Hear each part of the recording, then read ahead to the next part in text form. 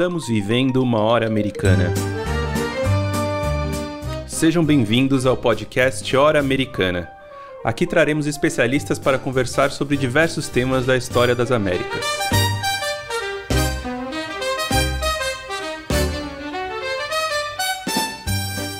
Meu nome é Caio Pedrosa e estão aqui meus companheiros Luiz Calil, Priscila Pereira, André Ferreira e Evelyn Acrucci.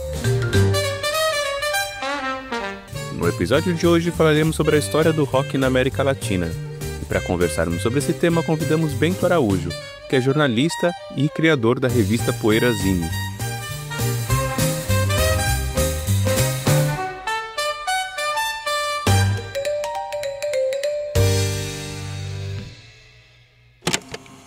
Sí, nos gustou lo que hacía Bill Haley, lo que hacía...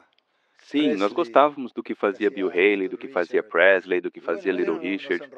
Então, no meio disso, apareceu aquele grupo fantástico, os Beatles.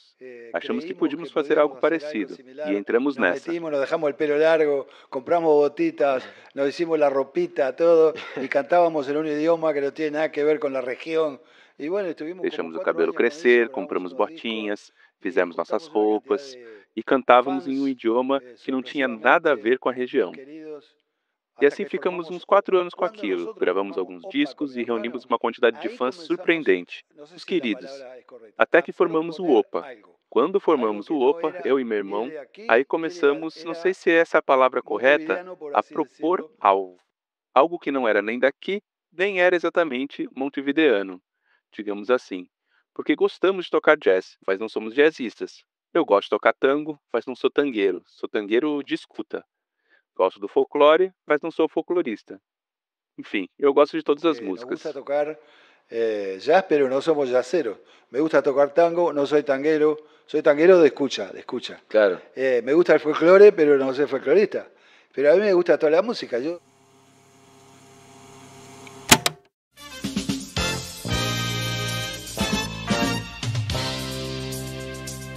Mi padre me decía, no olvides la lección. La música no tiene fronteras ni nación.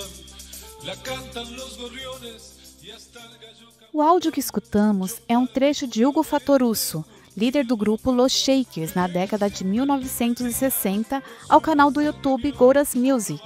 O experiente músico uruguaio, que chegou a tocar em bandas de grandes nomes da música brasileira como Ayrton Moreira, Djavan e Milton Nascimento, teve um início de trajetória musical que diz muito sobre os primeiros passos do rock na América Latina.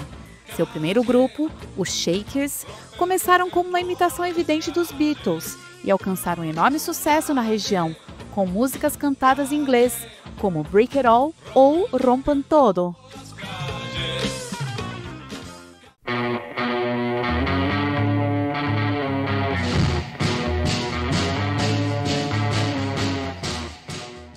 Na realidade, os Shakers faziam parte de uma segunda geração do rock. Entre o final da década de 1950 e meados da seguinte, toda a região viu a proliferação de artistas que faziam versões dos sucessos do rock estadunidense, pegando carona na onda da música jovem propagada pelo cinema. O apoio da também jovem televisão foi fundamental para a proliferação desses artistas, seja com o programa Jovem Guarda no Brasil ou com o Clube del Clan, produção argentina retransmitida para outros países hispano-americanos. A distância e a dificuldade de distribuição faziam com que muitos dos sucessos das bandas britânicas e estadunidenses fossem primeiro conhecidos nas versões de grupos locais.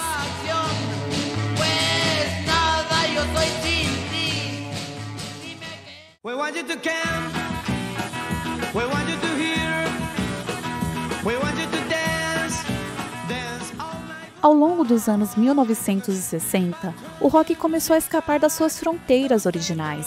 Os Beatles, ao expandirem o rock com influências da música clássica, eletrônica e indiana, mostraram que a força rítmica e a postura do rock não precisavam ficar restritas ao formato tradicional. Para muitos músicos latino-americanos, isso abriu uma porta. Se jovens da classe trabalhadora na Inglaterra conseguiam criar algo novo e sonhar em transformar o mundo, por que os jovens das efervescentes cidades da América Latina também não poderiam? Os Shakers ensaiaram uma transição para um estilo mais pessoal, mas, como afirmou Hugo, somente em sua banda seguinte, chamada Opa, se consolidaria essa voz própria.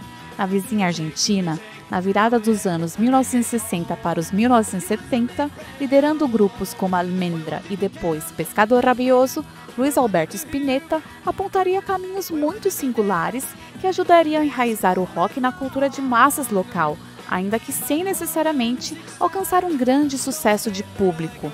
No Brasil, os Mutantes seguiam esse mesmo caminho, criando uma obra também muito particular. Hoje em dia, essas e muitas outras bandas e artistas que incorporam a linguagem do rock são inescapáveis em qualquer história da música da região.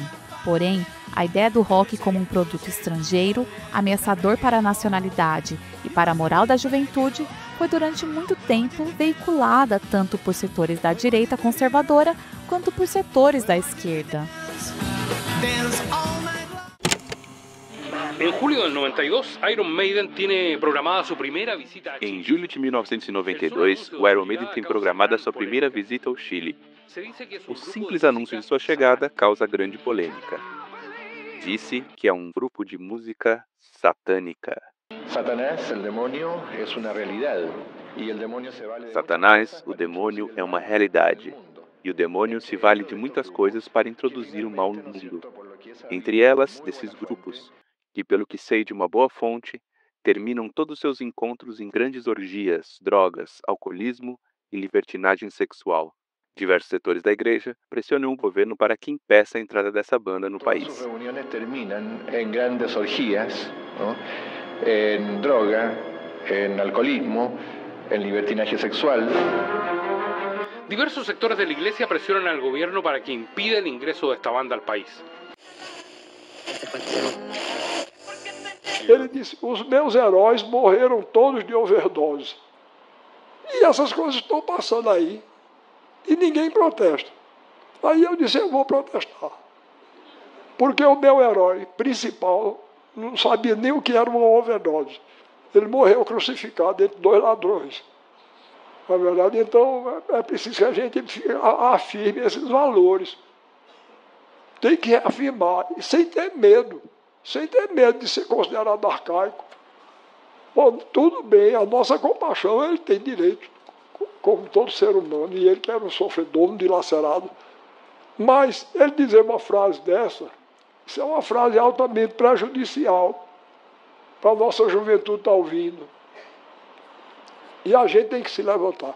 Porque os brasileiros que fazem essa qualidade de música, imitada da música americana, são menos ruins do que os ingleses.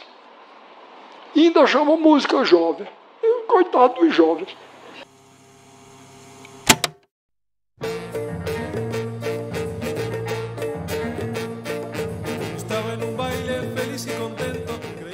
Como ouvimos nos áudios, a rejeição ao rock foi capaz de aproximar figuras bastante distintas. De um lado, o bispo conservador de Valparaíso, Monsenhor Javier Prato, que em 1992 criou expectativas muito altas sobre o que seria um show do Iron Maiden. De outro, o escritor pernambucano Ariano Suassuna, grande nome da literatura e por muitos anos filiado ao Partido Socialista Brasileiro, mas que demonstrou profunda incompreensão em relação à poética de Cazuza. Esse discurso moralista existiu também em várias partes do mundo e faz parte da própria constituição do rock como estilo musical, que marcava a identidade de uma geração jovem que se contrapunha à geração anterior. Na América Latina, esses elementos se somaram ao debate sobre o caráter nacional da música. O fato de um gênero, percebido como estrangeiro, atrair grande atenção e mobilizar públicos numerosos, incomodava críticos, políticos e músicos. Um episódio marcante desse conflito foi a Marcha contra a Guitarra Elétrica, realizada no Rio de Janeiro em 1967, quando músicos e estudantes saíram às ruas contra o uso do instrumento na música popular brasileira. Mas não faltam outros casos. Por exemplo, em 1971, o intelectual mexicano de esquerda Carlos Monsiváis classificou o Festival de Avándaro, marco da contracultura no México, como um dos grandes momentos do colonialismo mental do Terceiro Mundo.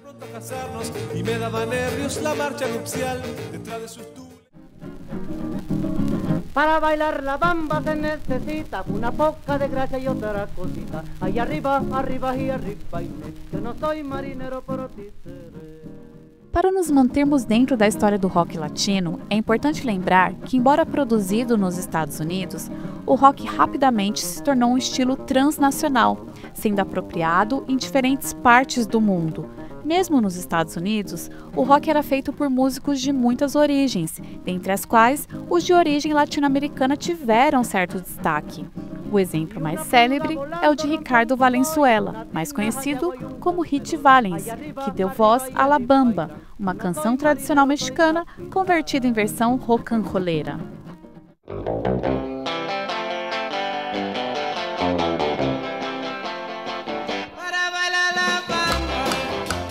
Na América Latina, embora muitas bandas e artistas tenham tido impacto principalmente local, diversos nomes conseguiram atravessar as fronteiras nacionais, contribuindo para a consolidação de uma cena musical hispano-americana de grande importância.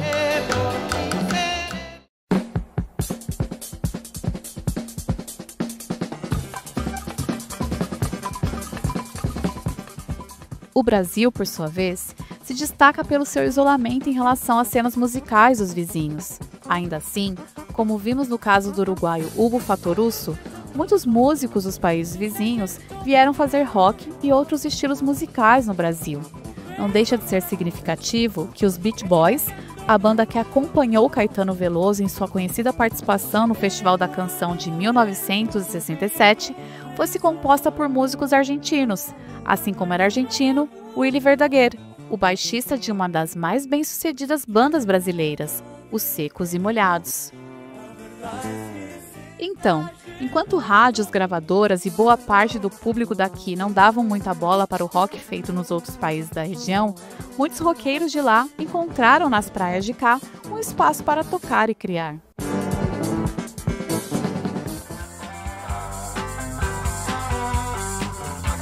Eu quero comer feijão com arroz. Eu quero comer feijão com arroz. Eu quero comer feijão com arroz. Pra nunca, nunca, nunca, nunca sentir fome depois. Essa música que estamos escutando se chama Feijão com Arroz e foi gravada pelo Joelho de Porco em 1978, um grupo de rock marcado pela irreverência. Não sei se você reparou, mas o vocalista canta a letra com um certo sotaque.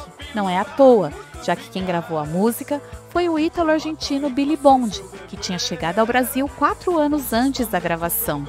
Billy deixou a Argentina após receber ameaças de integrantes da CID, a Secretaria da Inteligência do Estado, que já promovia ações repressivas, incluindo desaparecimentos, mesmo antes do golpe de 1976. Ele veio para o Brasil acompanhado de Jorge Álvarez, outra figura central da cena cultural argentina dos anos 1960 e 1970.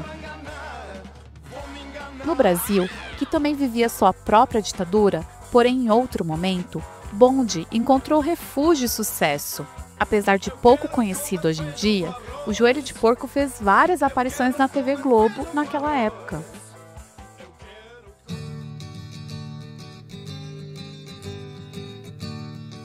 Mas esse lado irônico e iconoclasta da música daquele período teve consequências duras para muitos de seus protagonistas dessa era de ritmo e audácia, como definiu o radialista chileno Ricardo Garcia.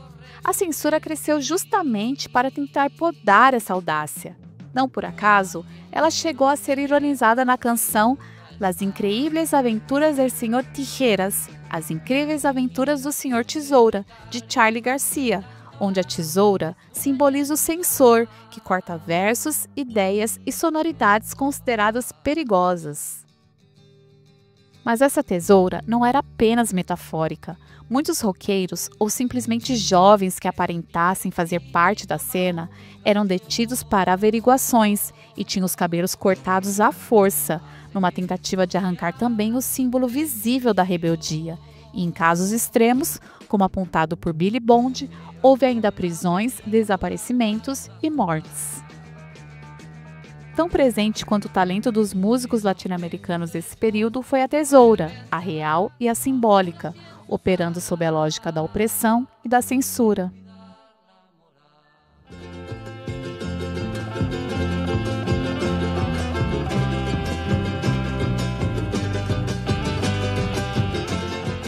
Talvez hoje seja mais difícil perceber o caráter confrontacional da música daquele período. As gerações são outras e décadas de exposição midiática acabaram desgastando tanto a estética quanto as atitudes associadas ao rock. Ainda assim, revisitar essa história permite reabrir questões fundamentais sobre a cultura latino-americana, que permanece imersa em debates acerca das relações entre o arcaico e o moderno, de seu caráter híbrido, do papel das mídias e da indústria cultural em sua formação, bem como das tensões entre o nacional e os vínculos transnacionais que a atravessam. E para entendermos um pouco mais sobre a história do rock latino-americano, temos como convidado o jornalista Bento Araújo, criador da revista Poeirazine e autor da série de livros Lindo Sonho Delirante. Antes, porém, temos a dica da hora dessa semana.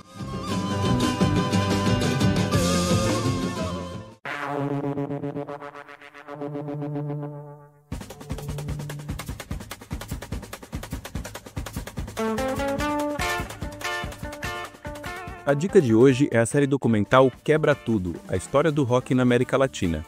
Lançada em 2020, a série está dividida em 6 episódios, que percorrem a história do gênero desde sua chegada, lá no final dos anos 50, passando pela sua explosão nos anos 80, até os desafios enfrentados mais recentemente, quando parece que o estilo perdeu sua veemência, sua força, tanto estética quanto política.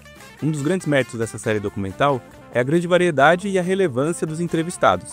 Então na série vocês vão encontrar nomes como o Charly Garcia, o Billy Bond, o Javier Bates e integrantes do Café Tacuba que vão ajudar a gente a entender momentos essenciais do rock latino. Vão apresentar bandas, movimentos que são, como a gente sabe, muito pouco conhecidos aqui no Brasil.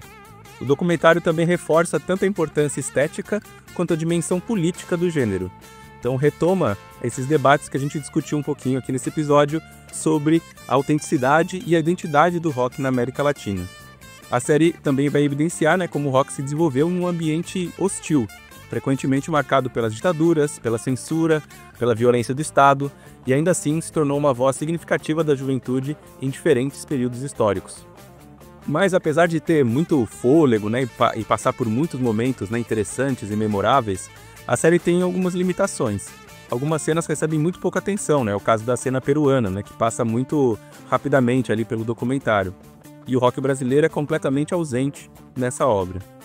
Além disso, ao enfatizar esses caráteres de rebeldia e de resistência, a narrativa às vezes fica muito romântica, acaba romantizando muitos personagens e deixa de fora algumas contradições internas que são presentes no estilo e que não são muito abordadas no documentário. A produção é assinada pelo Gustavo Santaolalla, que é um grande músico, produtor argentino, uma figura central do rock latino desde os anos 70, mas acaba que a série também se concentra bastante nas bandas, nas cenas em que ele transitou, Mas apesar de todas essas críticas que podem ser feitas à série, essa produção sem dúvidas é uma excelente porta de entrada para quem deseja conhecer mais sobre a trajetória do rock na nossa região e pensar sobre as relações entre o rock e os contextos políticos e sociais em que ele foi produzido e em que ele foi escutado. Então Quebra Tudo, Rompan Todo, série documental que está disponível na Netflix, é a dica da hora desta semana.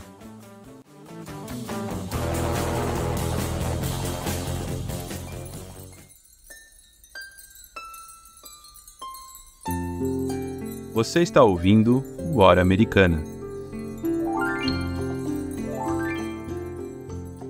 Olá, ouvintes do Hora Americana. Vamos iniciar mais um episódio. Hoje temos imenso prazer em receber Bento Araújo, de quem somos muito fãs, Um grande jornalista aí, super especialista em rock, em música. Fazia uma revista fantástica, que é a Poeirazine. Para quem não conhece, depois pode ir atrás. É um podcast também, o PoeiraCast, vinculado a essa revista. Um grande conhecedor de rock latino-americano, seguramente uma das pessoas que mais conhece do tema no Brasil. E vai conversar com a gente hoje justamente sobre isso, sobre o rock da América Latina, falar para os nossos ouvintes, Todo mundo sabe que a gente é super ligado em música, Nossos programas têm bastante música, a gente sempre está atento a isso, e hoje é um programa especial sobre esse tema.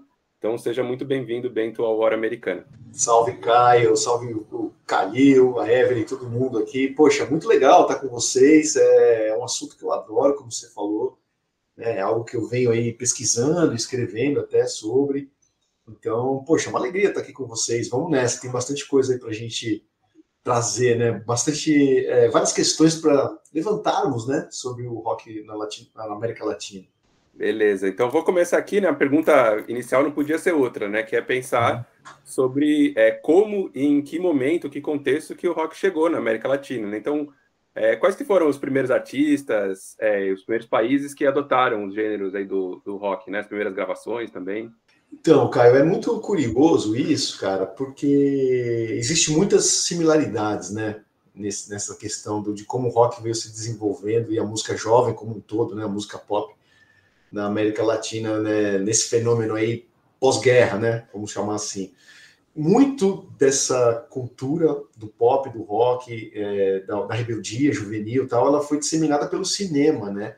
Então, nas décadas ali de 50 e 60, era o cinema que levava essa informação para a garotada, né? Então, foi similar, foi um fenômeno que veio acontecendo México para baixo ali, tudo importado ali, né, dos Estados Unidos da América, no caso, que era um país ali que estava, né, numa era pré-Beatles, né, vamos chamar assim, era os americanos ali que estavam disseminando essa cultura do pós-guerra, a cultura jovem, né.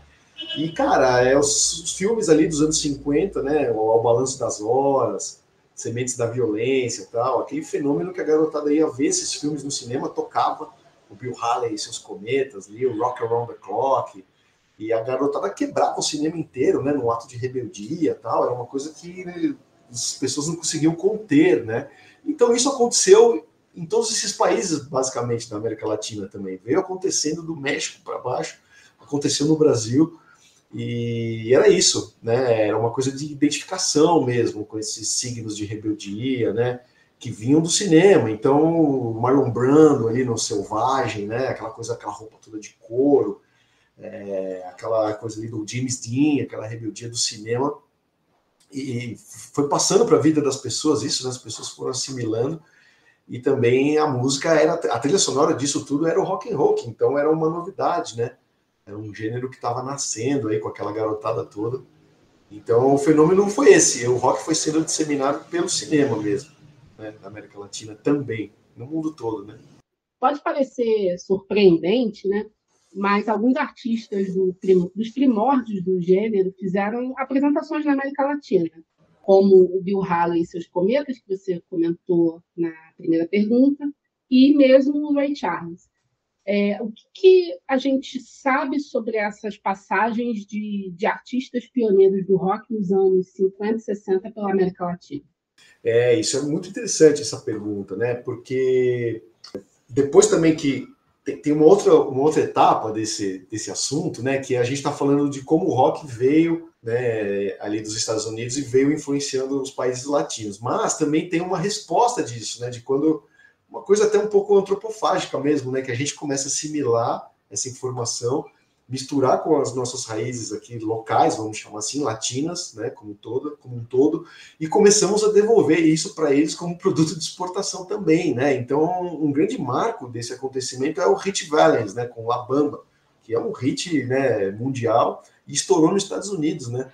Então, e ela já traz essa mistura do rock com uma coisa ali latina, mexicana no caso ali, né? E aí os artistas de lá começam a perceber que existe esse mercado gigantesco a ser explorado, né? E como o norte-americano, né, adora explorar a América Latina em todos os sentidos, então eles falam, bom, vamos começar a fazer turnês, mandar os artistas para lá. E aí aconteceram alguns casos raros de shows internacionais, né, que vinham a acontecer em países latinos, inclusive no Brasil também. É o caso do Bill Haley e seus Cometas, que tocaram aqui em 1958, né, no Teatro Paramount.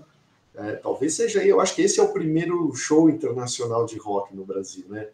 E é muito curioso esse show, porque meu pai foi nesse show. Meu pai é português, né? Ele havia recém-chegado de Portugal, ele chegou em 1955, era muito jovem, mas quando surgiu o rock and roll, ele se apaixonou pelo Elvis, por toda essa cultura e tal, e o Bill Haley ele adorava, né? Então ele tinha ali, acho que ele tinha 17 anos quando ele foi nesse show, no Teatro Paramount, e eu sempre quis saber muito desse show, né? Sempre perguntei para ele, pô, pai, como é que foi, como é que era, tal. E a resposta dele é sempre a mesma, né? Faz mais de 40 anos que eu pergunto para ele como é que era esse show, ele só responde assim para mim, com aquele sotaque de português, né? Ele fala, olha, filho, era um ritmo do cacete. Ele só fala isso.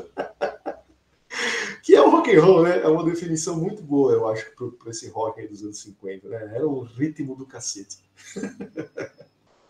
Você falou dessa questão de dar uma tom local, assim, ao som, né? O Rich Valens, eu acho que é o caso maior, assim, mas depois vai ter um monte de outras bandas que vão engolindo e deglutindo esse som que vem dos Estados Unidos, depois da Inglaterra, e dando um caráter muito particular, né? Seja o caráter da própria banda, seja das traduções locais, dos ritmos locais. Mas tem o oposto também, né? Que é a ideia de você tentar reproduzir fielmente. Então, no caso do Brasil, por exemplo, teve uma série de músicos, de gravadoras que se especializaram em fazer cópias fiéis do que vinha de fora, até para escapar de direito autoral. Se eu não me engano, o próprio Roupa Nova, na versão pré-Roupa Nova, era um especialista nisso, né? De fazer essas versões com o tom de voz, com o timbre da guitarra, o mais fiel possível, para dar a impressão de que é a música original. E tem também o caso famoso dos falsos gringos, que faziam sucesso no Brasil, teoricamente não seriam brasileiros. Eu acho que o caso mais famoso é o do Fábio Júnior, mas tem outros, tem o Gessé, por exemplo. O Fábio Júnior era o Mark Davis no começo da carreira. Isso existiu também em outros países da América Latina, essa ideia de você dar a impressão de que veio dos Estados Unidos, ou sem uma presença local? Sim, existiu muito, cara. Da América Latina toda acontecia esse tipo de coisa, né? Porque era um produto muito vendável para a juventude e tal, desde sempre, né? E eu acho que quando surgem os Beatles ali, principalmente pós-64 ali, mais uma vez pelo cinema, né? Mais uma vez pelo Hard Day's Night, os Reis do Iê Iê no Brasil, né? Aí a Beatlemania se instaura de uma forma no mundo todo e na América Latina não foi diferente, né? Então, nessa época, muita gente começa a querer montar uma banda e monta mesmo, né, os grupinhos tal, para fazer as versões, né, para tocar a música dos Beatles e de toda aquela invasão britânica que vem na sequência, né, junto com eles. Então, começam essas coisas das versões e começam os movimentos jovens nos países, né, como teve a Jovem Guarda no Brasil e na América Latina toda houveram também esses movimentos juvenis de rock, né, de bandas tocando rock, a grande maioria ainda naquela ingenuidade das versões, de querer executar, como você falou, de uma forma mais perfeita possível, né, os hits do hit parade ali, inglês e norte-americano. Só que antes disso, é curioso, porque tinha uma coisa mais autêntica até, nessa coisa do rock, né, inclusive feito pelas mulheres, né, muitas cantoras, isso é uma coisa muito pouco falada ainda no Brasil, né, o rock começa com as mulheres, né, e no México também, você pegar a história do rock mexicano, por exemplo, vai ver uma série de cantoras, de artistas que já estavam fazendo rock and roll muito antes dos homens até, né, então isso também é um fenômeno curioso da gente analisar, né, no Brasil tinha Nora Ney, né, que veio de um outro gênero, mas flertou com o rock, né, a Celie Campelo nem se fala, né, a nossa primeira rainha do rock aí, e no México também, outros países da América Latina, haviam essas cantoras, né? Mas com os Beatles a coisa muda um pouco o cenário, né? Realmente é uma revolução na música jovem, no rock and roll, e aí começa essa coisa das versões. E isso vai acontecendo, como você bem mencionou também, vai até os anos 70 ali com os cantores, né? Essa coisa dos pseudônimos em inglês, né? De gravar música em inglês, para vender disco mesmo, né? Para a galera consumir, achar que era uma banda internacional, mas era uma produção local de cada um desses países, e isso aconteceu sim também, não só no Brasil, mas na América Latina inteira. E tem a questão, eu não sei, mas a questão das gravadoras, as gravadoras no Brasil, na América Latina, que estão comentando esse comecinho do rock, elas são subsidiárias ou são, eu sei que é claro, difícil responder geral, mas elas são subsidiárias dos Estados Unidos ou elas são empresas locais? Eu acho que isso, a parte comercial, acho que também ajuda um pouco a entender, né? Sim, é muito boa essa questão. E tinham as duas coisas, né? Tinham as filiais das grandes selos, né, das grandes gravadoras, que lançavam os discos dos artistas ali do primeiro mundo aqui no Brasil, mas também lançavam os artistas locais. Mas esse é um fenômeno, essa coisa de fingir que você é inglês e americano, é um fenômeno também dos selos que a gente chama de budget, né? Os selos mais modestos, vamos chamar assim, que queriam ganhar uma grana e aí sim investiam pesado em contratar artistas, cantores, bandinhas amadoras, tal, para gravar um disco ali e se fingir de americano em inglês, né? Então é um fenômeno que aconteceu muito nesses selos mais modestos, vamos chamar assim, selos locais mesmo, não os selos, as filiais, né? Mas selos locais que queriam capitalizar em cima do fenômeno e tal, e foi uma febre, tinha muita coisa saindo nesse sentido aí. É porque eu acho que, às vezes, não se leva muito em consideração esses aspectos mais econômicos mesmo da coisa, né? De quem está gravando, para quem que vai o direito, onde que estão as empresas. E a mesma coisa também a questão tecnológica.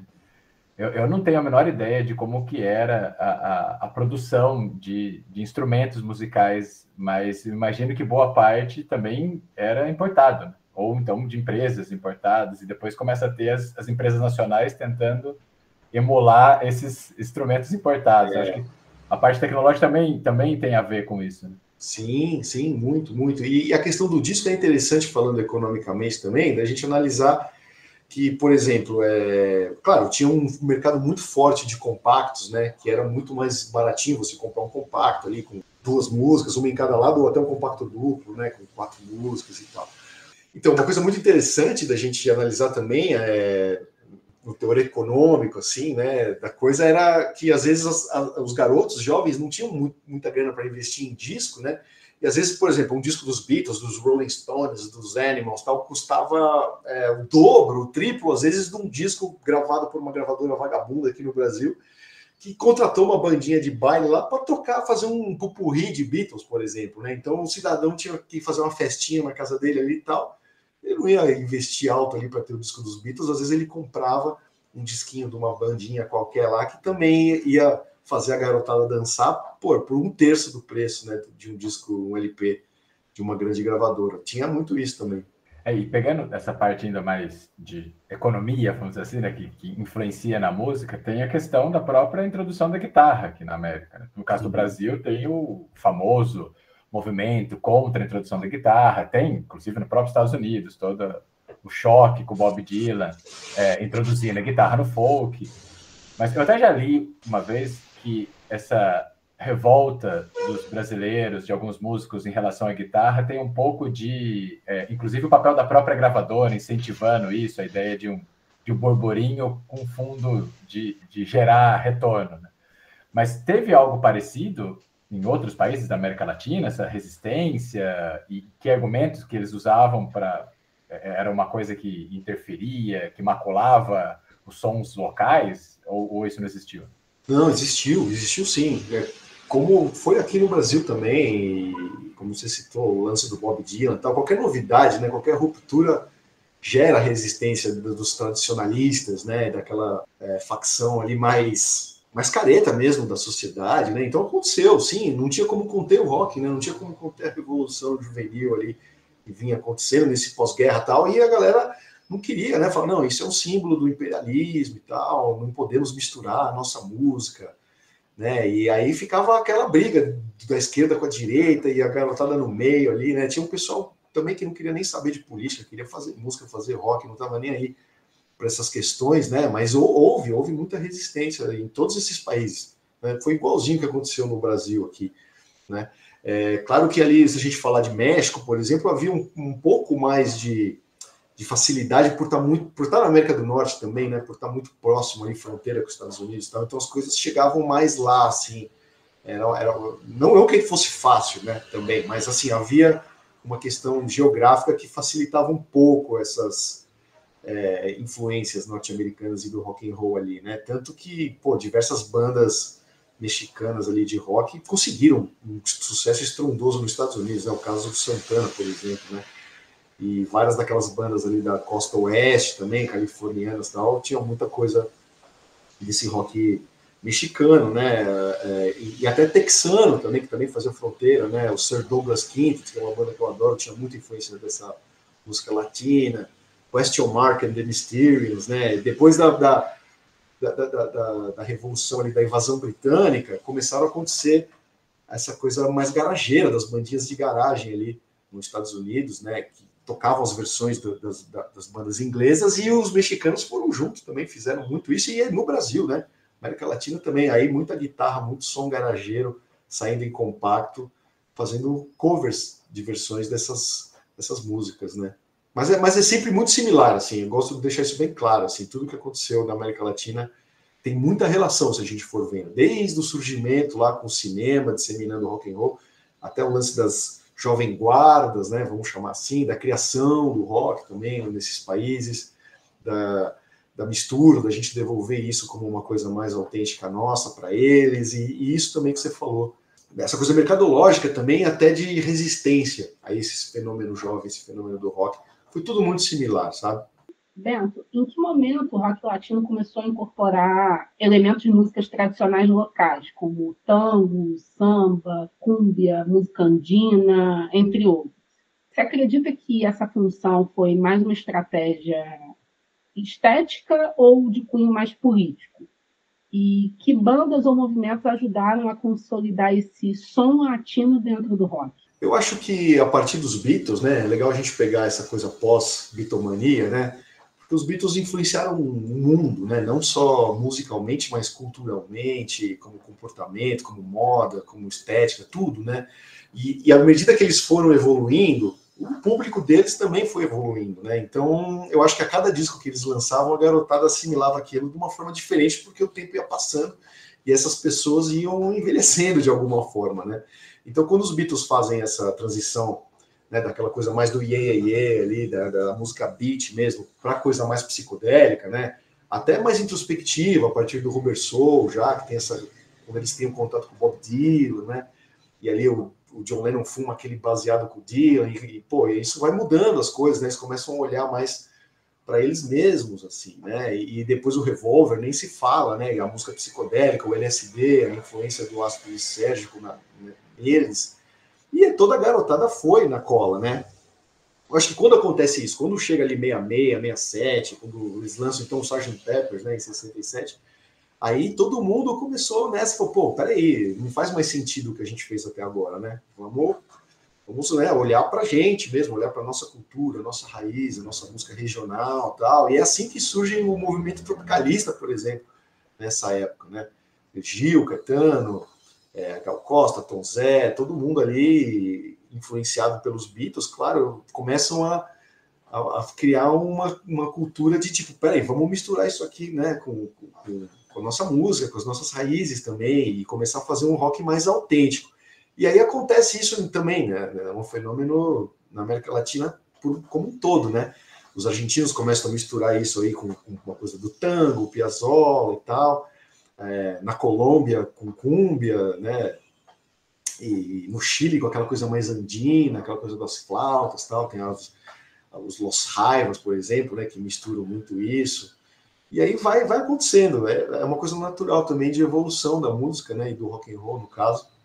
Eu acho que também é muito similar também entre esses países, o momento que isso acontece, né? Aí já após 67, vamos dizer assim, né, que tem essa transição para a música psicodélica e depois um pouco mais para frente para a música progressiva também, né, que nem aconteceu com o Pink Floyd, por exemplo, que é uma banda que começou no rock psicodélico, foi chegando nos anos 70 ali, foi virando uma banda progressiva, né, e aqui também muitas bandas fizeram essa transição, como os Mutantes, por exemplo, né, foi uma banda que fez isso também, começou ali na Tropicália, uma coisa mais psicodélica, e aí também descambou para o rock progressivo, né? Então é tudo muito similar, assim, a história do rock na América Latina.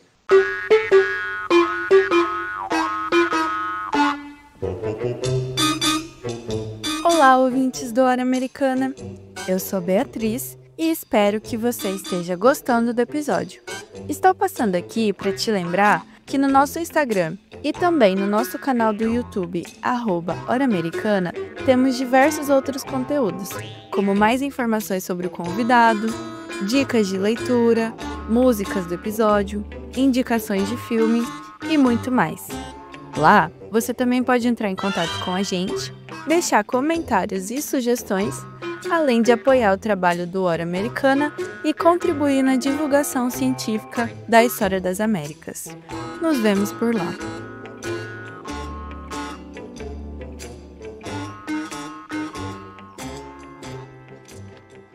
Bom, Bento, já seguindo aí esse tema, né? Eu sempre fico pensando isso, né? Tem 3 bandas aí desse período que eu acho que são muito, muito marcantes, assim, né? Que eu acho que são bandas fundamentais, né? Primeiro, acho que é o Los Shakers, né? Que é uma banda uruguaia, que começa bem na linha da Beatlemania, copiando ali os Beatles, se inspirando muito nos Beatles. Ficou uma banda muito popular, né? Até onde eu sei, assim, uma banda realmente grande na Argentina, no Uruguai.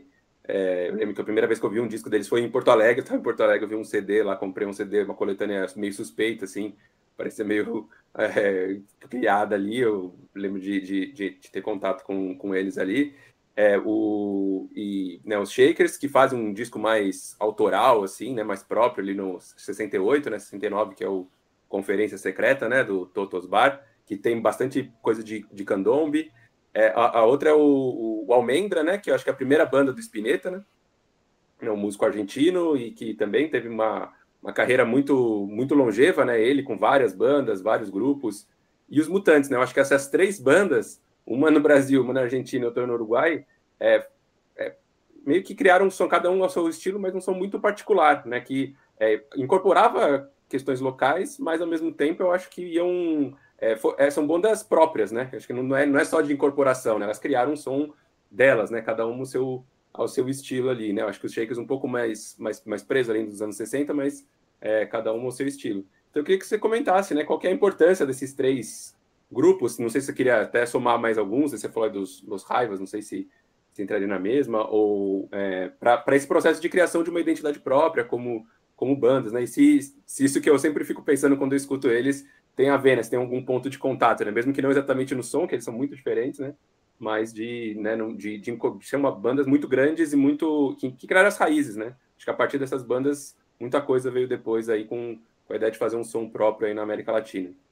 Sim, exato, né? E os Shakers realmente foram um fenômeno, né? E são ainda, né? Dessa coisa da música jovem dos anos 60. Eu acho que eles começaram um pouco antes até, né? Do que essas outras 2 que você citou, pegaram, como você falou, essa fase muito da Beatlemania mesmo. Era uma banda totalmente baseada nos Beatles, né? Os irmãos Fattoruso ali, 2 caras geniais, né? Que tinham muito talento e começaram mesmo nessa onda da Beatlemania e viraram um fenômeno do rock latino, né? Talvez o maior dessa época, né? Acho que ninguém chegou ao nível de popularidade que os Shakers chegaram na América Latina toda, né? Então, eles também fazem essa transição, como os Beatles, né? Começam ali numa coisa mais e vão para a psicodelia, vão para uma coisa mais de busca de raízes e tal, fazem muito bem essa transição. E depois os Fattoruso vão também para essa coisa mais do rock progressivo, do fusion, né? Dessa coisa de misturar o jazz com o rock. E criam uma banda maravilhosa que eu adoro, que é o Opa, né? Que foi produzida pelo Ayrton Moreira, também pelo Hermeto Pascoal, né? Teve ali os Fattoruso tocaram na banda do Ayrton, né? Gravaram o disco Fingers ali com eles e tal, e essa coisa que eles tinham do candombe era incrível, né? De misturar o candombe com rock, com jazz, né? E eles eram muito amigos ali do Ruben Rada também, que é um cara que eu adoro, uruguaio também, um mestre na popularização do candombe, né? Transformou isso numa coisa pop ali nos anos 60, né? Fez a sua própria movimento tropicalista nesse sentido, né? De pegar uma coisa de raiz, que era o candombe uruguaio, e vender isso muito bem para os jovens na época, né? Misturando com rock and roll e tal. Então é muito legal a história dos Shakers, né? É uma história muito bonita, assim. E, na Argentina é incrível, né? O Almendra eu adoro, o Spinetta é meu grande ídolo, né? É um dos caras que eu mais amo na música. E claro que o Charly Garcia também, mas o Spinetta com o Almendra, né? É uma banda também que, nossa, todo mundo teve essa coisa que nem foram os Beatles, né? Todo mundo falou, bom, você pode gostar ou não gostar, mas você tem que sacar o que esse cara tá dizendo, né? Então o Spinetta foi sempre muito assim na carreira dele, em todos os projetos que ele criou. E ele era muito jovem, né? Nessa época. Primeiro do Almendra de 69 e tal, e até tinha uma banda muito importante que até veio antes, que eram os Los Gatos, né? Los Gatos Selvagens, depois virou só Los Gatos, né? Que foi onde começou o Papo Napolitano, o Lito Nebbia, que veio para o Brasil depois também, né? E era uma super banda, tipo os Shakers, assim, uma banda que era muito popular nessa época dos Beatles também na Argentina, né? Então os Los Gatos foram muito importantes também nessa criação desse rock lá. E também o Manal, né? O Manal que era um power trio de blues rock já, né? Uma linguagem também totalmente diferente para a época, né? Eles também 3 caras muito criativos nesse sentido de explorar essa coisa do blues pesado, né? Um deles, o Alejandro Medina, vem tocar também com uma série de pessoas, e o guitarrista também, o Cláudio Gabes, vem para o Brasil, toca com o Caetano Veloso, né? Morou aqui há muito tempo. E o Javier Martinez, que era o batera, né? Que cantava. Então era uma linguagem super nova também para o rock latino, uma coisa meio de blues mesmo, né? Que na Argentina foi muito forte, né? Essa coisa do blues rock foi muito mais forte lá do que aqui no Brasil.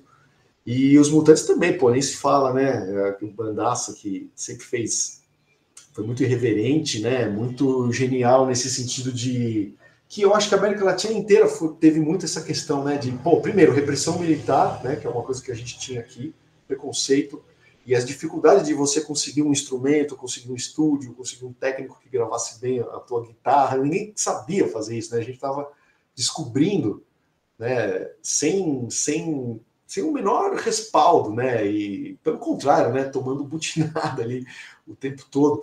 Então eu acho que tem muito valor isso, sabe? Da galera com a criatividade, né? Os Mutantes são um grande exemplo disso. Novos Baianos também, nem se fala, né? De como com a criatividade a gente conseguir fazer música, né? Não deixar de lançar grandes álbuns, mesmo com tudo isso, né? Com esses percalços, tal, com a falta de recursos que a gente tinha. Mas não era por causa disso que a gente não ia conseguir ali uma guitarra, pô, talvez com um som parecido com o do Jimi Hendrix, né? Um pedal feito com coisas ali que, pô, achou no lixo, sabe? Esse tipo de coisa me encanta muito, assim, acho que a gente falta ainda dar muito valor para isso, que é uma coisa que os colecionadores lá fora já vem dando faz tempo, né? De sacar que aqui na América Latina tem muito valor isso, né? A nossa produção, né? Levando em conta todas essas dificuldades aí. E dando sequência aqui, né, uma das questões que aparece muito também nessa época, do início dos anos 70, final dos anos 60, é a questão dos festivais, né? E sempre se fala bastante do festival de Avándaro no México. Você podia falar que muitas vezes é falado o Woodstock latino-americano, o Woodstock mexicano. Você podia falar que festival que foi esse? E se tiveram outros festivais aí nesse período que marcaram muito aí a difusão do rock, né? E o escândalo também, né? Em torno da música, da cultura, da contracultura na época. Então, Caio, você vê aí, mais uma vez, o cinema, né? Graças ao cinema, a gente tem essa disseminação desse formato, né? Do grande festival, do grande encontro, né? O Be-In, né? Como se falava na época, ali dos encontros em São Francisco, né? Dos testes do ácido ali, aquela coisa das universidades e tal, que começam a acontecer esses grandes happenings, né? De juventude se encontrar para fazer música, para trocar informação, para usar drogas e tudo mais. E, cara, com o festival de Woodstock, claro, né, ele teve isso, foi aquele momento, aquela coisa certa na hora certa, mas era um formato que existia nos Estados Unidos todos os finais de semana, haviam, né, grandes festivais, grandes encontros no país inteiro, né, de bandas, de jovens e artistas se encontrando para fazer música e tal, né. Então, o Woodstock teve o filme, né, o filme, no caso, lançado ali depois, claro, do festival, ali já até mais que um ano depois, acho que o filme sai em 70, 71, se eu não me engano, e aí é um fenômeno na América Latina, né, todo mundo vai no cinema para assistir aquilo e fala, pô, eu quero ter o meu estoque para ir também, né, e os empresários da época, todo mundo também sacou, falou, pô, esse é uma coisa que dá para ganhar grana, dá para juntar muita gente aí, né, claro que a gente tinha essa dificuldade do regime militar, né? Então você fazer um festival desse nos Estados Unidos, na Inglaterra, né? Fazer um Ilha de White, fazer um Woodstock, era outra realidade, né? Do que você fazer isso na América Latina com os governos militares aí, né? Tomando conta de tudo, cara. Então, você imagina o perrengue que não era, né? Sem equipamento, pô, a coisa do preconceito, as dificuldades, como é que você conseguia fazer um festival desse, né? Mas mesmo assim aconteceram alguns, né? Como esse que você falou no México, né? Do Avándaro, eu nunca sei se a pronúncia é Avándaro ou Avándaro, mas foi o Woodstock mexicano, realmente, né? Uma primeira grande reunião ali de fãs e entusiastas disso, dessa contracultura, né? No Brasil, a gente teve alguns, né? O festival lá de São Lourenço, tinha alguns festivais no Parque do Ibirapuera também, alguns que nem chegaram a acontecer, né? Tipo o Festival Primavera, o Antônio Petkovic fez aquele cartaz lindo, mas na hora a polícia descobriu tal, e melou tudo, né? Teve o Festival de Acanga, em Águas Claras, né? Em 75, a primeira edição, totalmente também precário nesse sentido, né? De palco, equipamento, mas a galera foi, grandes bandas tocaram lá, né? No Chile teve um que chama o Piedra Roja, também foi um festival tipo Woodstock chileno que aconteceu também, né? E na Argentina tinha o Bar Rock, né? Que era Buenos Aires Rock, várias edições também desde o começo dos anos 70, né? Eu acho que na grande maioria das vezes acabava ou em pancadaria ou acabava porque não tinha cachê para pagar músico e as bandas não tocavam, né? Como teve aqui no Espírito Santo, no Brasil, me fugiu o nome agora, Guarapari, Festival de Guarapari, né? Que tinha um casting incrível, mas não tinha grana para pagar os artistas, então alguns tocaram, outros não tocaram, né? Teve até aquele episódio do Tony Tornado, né, que ele dá um stage dive, cai em cima da moça ali, repercutiu muito na mídia isso na época, nesse festival de Guarapari.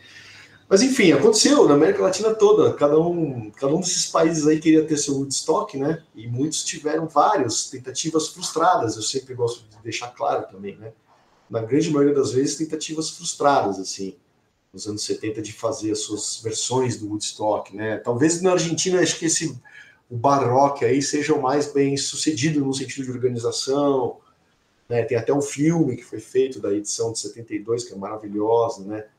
Grandes artistas estão lá, o Billy Bond, o próprio Manal, o Pescado Rabioso, que era a banda do Spinetta pós Almendra, o Sui Generis, né? Do Charly Garcia, com o Nito Mestre, o Papo, tá todo mundo lá do rock argentino tá lá nesse festival, né? E o filme é lindo, né?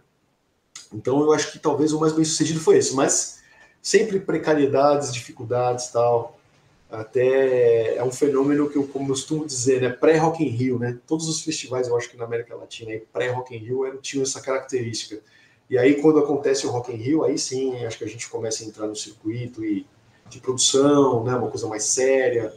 Acho que a galera começa a olhar e falar, pô, agora o América Latina começa a entrar no circuito, né?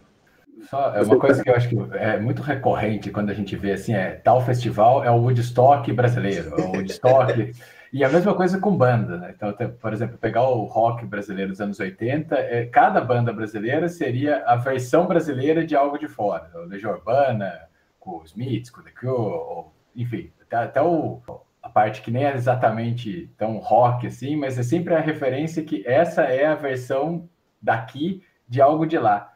Tem muito de mercadológico nisso, né? De você tentar criar ali alguns rótulos que chamam atenção. Mas o que você acha disso? Você que é da imprensa, até que ponto isso também não é uma forma de tirar o caráter local da coisa, né? Como se tudo fosse uma espécie de versão brasileira, né? De um modelo externo. Então, eu acho que isso envolve uma série de questões, assim, Luiz. Sim, tem esse lance mercadológico da coisa também, mas eu acho que tem a coisa muito do preconceito e de nós mesmos, eu digo, né? E um fenômeno de país colonizado também, cara, de terceiro mundo, bicho, de achar que aquilo é um subproduto de algo que foi feito melhor lá fora. Então, isso aconteceu desde sempre, né? Essas bandas são muito mais valorizadas lá fora do que aqui, né? A gente está cansado de saber disso, né? Precisa chegar alguém lá do primeiro mundo para mostrar pra gente que aquilo é bom, sabe? Então, é uma coisa que eu passei por esse processo também. Então, é uma coisa que eu critico, mas eu também foi um aprendizado para mim, sabe? Eu acho que é uma evolução pessoal, né? Como ouvinte, como apreciador de música, da gente dar mais valor para as nossas produções, né? E na América Latina toda é isso também, sabe? Aqui no Brasil, né? Desde o rock progressivo lá, pô, o som nosso é o Emerson Lake and Palmer, né? O Terreno Baldio é o Gentle Giant. Pô, para com isso, né, cara? Vai ouvir os discos, você vê que ali tem a influência, claro, mas, pô, aquilo é muito brasileiro também, né? E nos anos 80, teve toda essa galera, como você mencionou também, que cada um parecia uma banda e tudo, e eu acho que, realmente, nos anos 80 foi mais complicado isso, assim. Eu acho que as bandas dos anos 70 e as dos anos 90 no Brasil, elas têm mais esse caráter antropofágico do que as dos anos 80. Não que não tiveram algumas dos anos 80, claro que tiveram também. Mas eu acho que os anos 70 e os anos 90, acho que o Brasil fez mais essa coisa de misturar o rock lá de fora com a música brasileira, né? De forma mais impactante, assim, ao meu ver, sabe? Claro, não dá para generalizar. Mas é isso, cara. Eu acho que isso só faz mal para nossa criação, para nossa música, sabe? E no Brasil a gente ainda tem essa questão de, pô, o que é rock, o que é MPB, fica comparando, sabe? Uma discussão lá que não faz mais sentido, né, cara? Você pegar um disco mais rock and roll do Caetano, por exemplo, da Gal, que tem ali o Lani Gord na guitarra, ou um disco do Gil, mais rock and roll também, sabe? Clube da Esquina, que é uma coisa rock também. Aí fica essa coisa de dividir o que é MPB, o que é rock, o que é música jovem, e aí ficam comparando com o que vem lá de fora, né? Se a gente fizer isso como uma música jovem brasileira mesmo, cara, pô, a gente tá muito lá em cima, assim, né? A música brasileira é imbatível, cara, maravilhosa, né? Acho que tem muita essa influência de coisas que só aconteceriam aqui, né? Essa influência da africana e tal, maravilhosa que a gente tem, né? Então, a nossa música, o nosso rock também é muito incrível, assim, não dá para ficar achando que é subproduto de produções do primeiro mundo, né, cara? Chega de achar isso. E essas divisões que tem, por exemplo, MPB e rock aqui no Brasil, você consegue identificar em outros lugares? Por exemplo, na Argentina, que o rock tem um papel popular muito maior, assim, existe essa divisão também ou não? Então, menos, eu acho que lá menos, cara. Até por essa questão do orgulho, né, que os caras têm de ser argentino, tal, de ser uma produção local, né? E o Papo, né, falava isso, né? Eu sou o melhor guitarrista argentino, né, quando eu tô na Argentina, e o melhor guitarrista do mundo quando eu tô fora, né? Falava alguma coisa assim e tal. Então, pô, é isso, cara. Eu acho que lá menos. Lá eu sinto que tem mais essa união, assim, sabe? Das bandas, dos cenários como um todo, né? O rock argentino, acho que é uma coisa muito mais compactada, assim, vamos dizer assim, né? Mais unida também do que essa coisa aqui no Brasil. Essas discussões acho que minaram muito a energia das pessoas de ficar colocando nas gavetinhas, né? E lá o rock, né? Você pega o blues rock, o progressivo, é rock, cara. O punk, é tudo rock, né? É rock. Então, acho que aqui também, acho que a hora que a gente começar a enxergar um pouco mais assim, acho que vai ganhar mais força aí o rock brasileiro.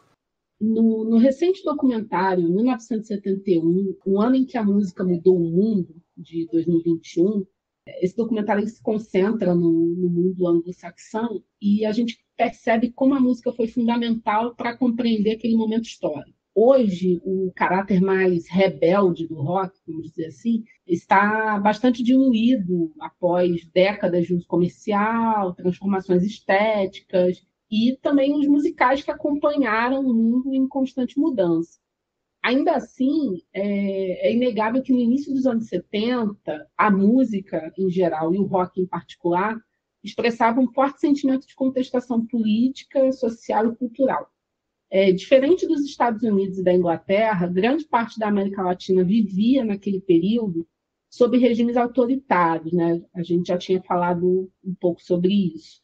E, nesse contexto, o rock também foi alvo de repressão ou por não serem músicas políticas, no sentido explícito do termo. Como é que o rock permaneceu, se é que permaneceu, à margem da repressão? Há casos de músicos perseguidos diretamente? Como os artistas reagiram à censura e à repressão nesses anos?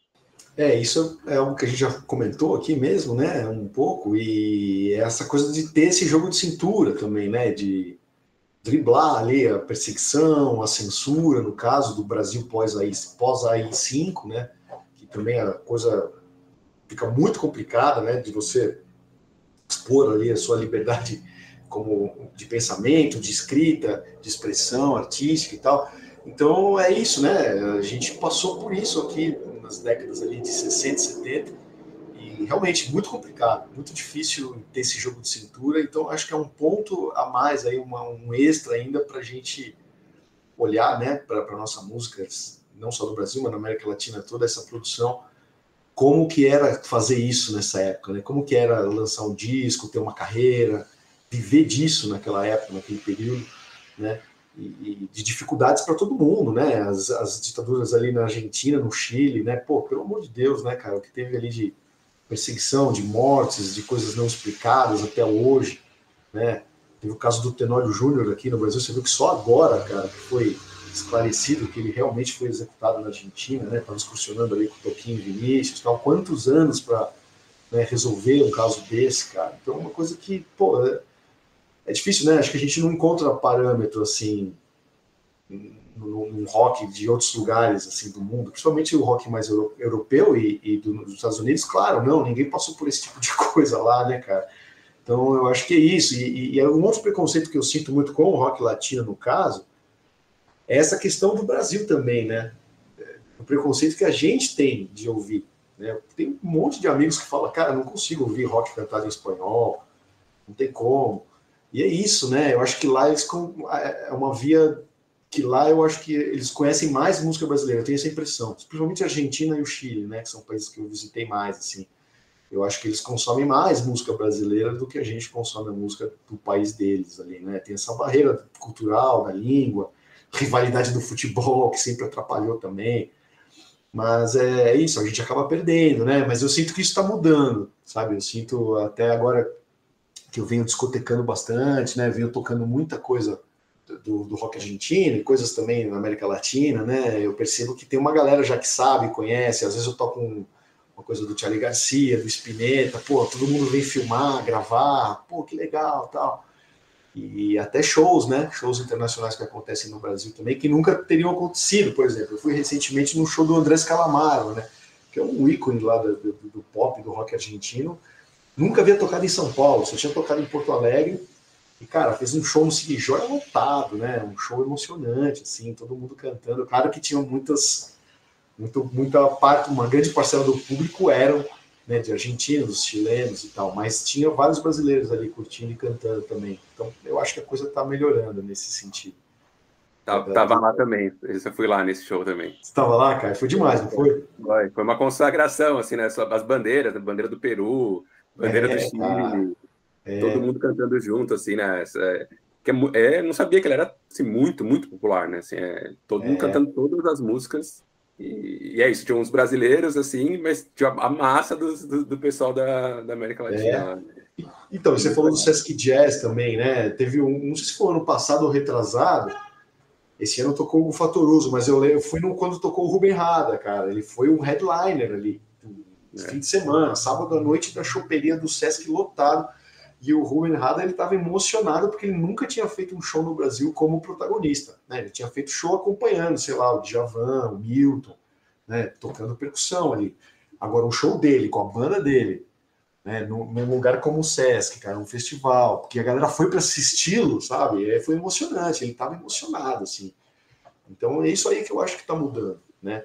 E você falou do Peru também, cara, eu só queria deixar registrado aqui, algo que eu não falei ainda, mas a cena peruana ali de música psicodélica, no caso, foi a mais produtiva, eu acho, da América Latina, sabe? Uma coisa que ainda pouca gente fala também, né? Você pegar ali essa transição da coisa da Jovem Guarda ali para a coisa psicodélica, teve uma série de bandas ali no Peru que foram incríveis, assim, lançaram discos muito legais, né? Então eu recomendo a galera dar uma sacada nessas bandas, né? Algumas delas, né? O Traffic Sound, o Telegraph Avenue, Ladies WC, tem várias bandas, acho que o Impala Síndrome também, acho que é peruano, dá uma pesquisada aí, muitas bandas legais da psicodelia peruana, né? E tem a banda chama Pax também, PAX, né? Pax, que tinha um guitarrista norte-americano, tinha muito isso também, né? Às vezes tinha um músico que era filho de alguém de um consulado, ou filho de algum político, algum cara que vinha ali dos Estados Unidos, vinha morar aqui, e o filho tinha essa coisa, né? Tinha acesso à guitarra, uma guitarra importada, tinha os discos, então teve esse mix também, né? De pessoal que vinha de fora, e às vezes um integrante fazia uma diferença ali dentro da banda, né?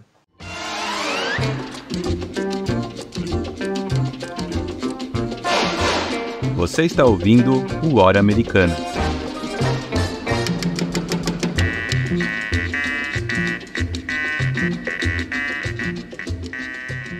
Vocês estão falando de como agora a coisa está meio que melhorando, né? Então, alguns shows, alguma abertura para esses sucessos que são latino-americanos, mas que não têm entrada no Brasil, né? Só que a tradição, né, durante décadas, era de uma impermeabilização mesmo, né? De como se fosse um outro mundo. Ainda que entre países latino-americanos, você tenha uma troca muito forte, né? Então, por exemplo, o Soda Stereo, que fez sucesso para muito além da Argentina, mas pouquíssimo sucesso no Brasil. Na verdade, ele é completamente de nicho no Brasil, enquanto ele lotava estádios no México, por exemplo. Os Fabulosos Cadillacs, a mesma coisa. No caso dos chilenos, tem os Prisioneiros. No caso de bandas mexicanas, até teve alguma tentativa de introdução aqui no Brasil, na época da MTV. mas isso nunca deu certo, vamos dizer assim, né? Foi sempre algo muito de nicho, ainda que tivesse um monte de contatos, né? Então, o Charly Garcia viveu no Brasil, um dos principais discos argentinos foi concebido no Brasil, em Búzios, né? Você consegue pensar mais ou menos por que tem essa divisão tão grande assim entre Brasil e o resto da América Latina? Tem a barreira cultural, essa coisa da língua, né, que, né, acaba criando uma barreira e tal, e o preconceito mesmo, né, das pessoas ouvirem, né. Eu acho que em relação ao rock argentino, essa coisa do futebol prejudicou muito, cara. Né? Fica essa rivalidade maluca, e tem cara que leva isso pra música, né? Fala, não vou escutar a banda de argentino, cara, sabe? Eu tenho vários amigos que falam isso ainda até hoje, né? E a gente acaba perdendo muito, cara. Né? É o que você falou, uma banda como o Soda Stereo não teve penetração no Brasil, isso é uma loucura, né? Que é uma banda que estourou até na Espanha, né? Os Shakers também, né? E, pô, como é que no Brasil não fez sucesso isso, né? E aqui a gente tem, se a gente falar da MPB, todos os grandes artistas da MPB são consumidos na América Latina, né? Todos eles. E também no rock também, o Paralamas, né? Paralamas do Sucesso é um grande fenômeno latino, toca um estádio, né, cara, na América Latina. Você não consegue tomar um café com o Herbert Viana numa padaria lá em Buenos Aires, cara. A galera para ali na rua, sabe? É a banda que dividiu o palco com o Sumo, né? Que é um grande nome do rock argentino, tal, em estádio, tocando na época. Né? E é isso. E aqui não, né, cara? Não teve nenhuma banda, né? Que você falou, o Charly fez alguns shows aqui no Brasil, muito esporádico, assim, muito complicado mesmo. Mercadologicamente nem se fala, né? Os discos não eram lançados, quando era um fracasso de venda aqui no Brasil. Um ou outro foi lançado aqui. E, e isso que você comentou do Serú Girán, né? Um grande nome aí do rock argentino, nasceu no Brasil, né?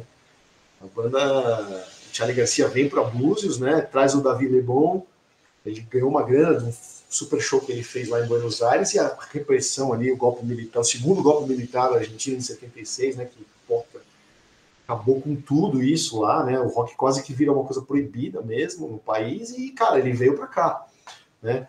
E namorava uma garota que era do grupo de balé, a Zoca, né, que acompanhava o Milton Nascimento. Então, eles amam o Milton, né? O Pedro Aznar, também o baixista, também ama o Milton, o Clube da Esquina. Começa a acontecer esse intercâmbio de influências e tal. E eles criam em Búzios, né, tem essa ideia de criar uma nova banda, né, trazem o Pedro Aznar, que era super novinho na época, baixista, e chamam o Oscar Moro, né, que era o batera do Los Gatos, que já tinha um cara veterano do rock argentino também, e criam o Serú Girán aqui no Brasil, e gravam o primeiro disco em São Paulo, né, no estúdio do Eldorado, com produção do Billy Bond. Esse foi um cara que, eu acho que o Billy revolucionou o rock lá, e aí um pouco aqui também, né, foi vocalista do Joelho de Porco e tal, da segunda fase, e o Billy Bond que produz, né, a estreia do Serú Girán gravada em São Paulo, cara. E aí o Serú Girán vem fazer um show no Brasil em 1980, num festival de jazz, o Rio Monte Rey Jazz Festival, que, cara, toca o Weather Report, na época com o Jaco Pastores, o Maracanãzinho, né, o Hermeto, o John McLaughlin. O Serú Girán tá lá, né, banda Black Hill. O Serú Girán tá lá, cara, tocando, mas não teve impacto, né, a galera parece que não existia ouvidos para isso, né, no Brasil na época, é uma pena, né, e eu costumo brincar com amigos argentinos que eu gosto de provocá-los, assim, falo, o Serú Girán é brasileiro, né. Aí você tá louco, Bento? Como o Serú Girán brasileiro? Fala, bom, se o AC/DC é uma banda formada por escoceses, né, que foi formada na Austrália e é uma banda australiana, o Serú Girán é uma banda brasileira. Argentinos que formaram a banda no Brasil, né? Eu gosto de provocar os argentinos, eles ficam malucos com isso aí. Mas acho interessante como que tem esse trânsito, né, dos músicos, pelo menos, né? Por mais que o público não acompanhe, né, os músicos transitaram mais do que o público, talvez, né? Então, Caio, é isso. Não, muito legal essa colocação, porque a música não tem barreira, né, cara? É isso, né? Sabe? Outro dia eu fui ver o Hugo Fatoruso com o Geraldo Azevedo. E na minha ingenuidade ali eu falei, caramba, olha que combinação inusitada, né? Quando eu cheguei lá, eles contaram uma história que, cara, foi o Geraldo Azevedo que trouxe um pouco o Hugo pro Brasil. E aí ele fala, o Djavan roubou o Hugo de mim, né? Mas, é isso, cara. Na época a música era um trânsito livre, né? E os músicos brasileiros que iam tocar lá, pô, tocavam com esses caras e vice-versa. Esses caras vinham fazer trabalho aqui no Brasil quando a coisa apertava lá também. Não tinha trabalho, não tinha grana, não tinha ditadura. Pô, vamos pro Brasil. E aí tocavam com os gigantes aqui, sabe? Então teve esse intercâmbio entre os músicos muito forte, cara. Muito, muito mesmo, né? Tony Ozaná, os Beach Boys, né? A banda que acompanhou o Caetano ali no Alegria, Alegria é uma banda argentina, né, cara? Willy Verdaguer, porra. Né? Então, é isso, cara. O Ney, né? O Ney Mato Grosso sempre teve essa coisa com o rock latino, também gravou ali com o Piazzolla, né? Compôs as músicas com o Piazzolla, ali, parceria. Né? O próprio Tony Ozaná também tocou com ele. O Willy Verdaguer, ele foi baixista do Secos e Molhados. Cara, se a gente começar a falar, não tem fim, né? Não tem fim essa fusão dentre os músicos, sabe? E aí eu acho que é o público que demorou mais algumas décadas aí para começar a mesclar e a entender tudo isso. Eu estava até hoje, só vou contar um caos aqui, eu estava hoje de manhã escutando o Shakers, aí eu lembrei que na verdade meu professor de baixo, quando comecei a tocar, assim, ele era uruguaio. E ele que me falou a primeira vez do Shakers. Eu estudava numa escola, acho que custava R$15 o mês a matrícula na Consolação, e era um grupo assim. A gente só ficava conversando de música, né? Por isso que eu não toco nada até hoje. Mas ele era uruguaio e ele conhecia. Ele falou, toquei em tal banda. Eu não lembro o nome das bandas que ele tocou no Uruguai. E ele estava no Brasil, assim. Ele tocava muito bem, assim, né? Ele sabia tudo, assim. E é isso, né? Tem esse trânsito, e acho que do Uruguai ainda mais, porque o Brasil tem o Brasil e a Argentina como mercados, né? O Uruguai é muito pequeno como mercado, né? Então eles têm que ir para algum lugar. Então os uruguaios, muitos vieram para tocar, né, com os músicos brasileiros e foram bem recebidos, assim, né, pelo menos nesse universo dos músicos, né? Tem essas trocas. Acho que no Rio Grande do Sul ela ainda é maior, né? Eu lembro também do meu tio que ele falava isso, que os discos dos Beatles que ele escutava nos anos 60, minha família de Pelotas, né, no Rio Grande do Sul, vinham do Uruguai, né? Que era sempre algum amigo que ia para o Uruguai, que chegava primeiro lá, e eles compravam lá na fronteira e levavam. Então tinha um pouco mais de contato ali, né? Então é interessante, que não tem, parece que não tem muita relação, mas a gente vai nessa investigação e tem relação. E aí fica indicação, né?